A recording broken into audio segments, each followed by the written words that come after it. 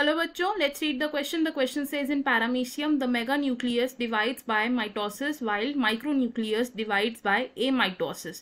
हमें बताना है ये स्टेटमेंट ट्रू है या फॉल्स.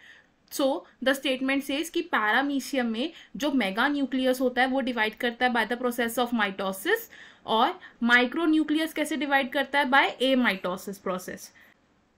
तो सबसे पहले हम समझेंगे इस क्वेश्चन में की कॉन्सेप्ट को. तो इस क्वेश्चन में हमारा क्या की कॉन्सेप्ट यूज हो रहा है? Nuclear division in paramecium. Nuclear division in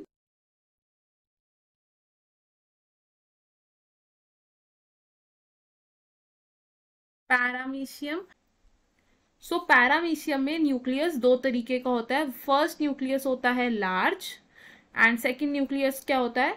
small. जो लार्ज न्यूक्लियस होता है इसे क्या कहते हैं? एंड स्मॉल न्यूक्लियस को क्या कहते हैं?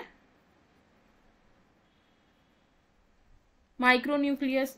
तो जो मेगा न्यूक्लियस होता है इसमें डिवीजन किस तरीके की होती है? मेगा न्यूक्लियस डिवाइड करता है by the process of A mitosis, and micro nucleus की डिवीजन कैसे होती है? By the process of mitosis. तो ए माइटोसिस क्या है? ए माइटोसिस होता है द न्यूक्लियर डिवीजन जिसमें डायरेक्ट डिवीजन होती है by the formation of a constriction. तो इसमें क्या होता है? constriction forms and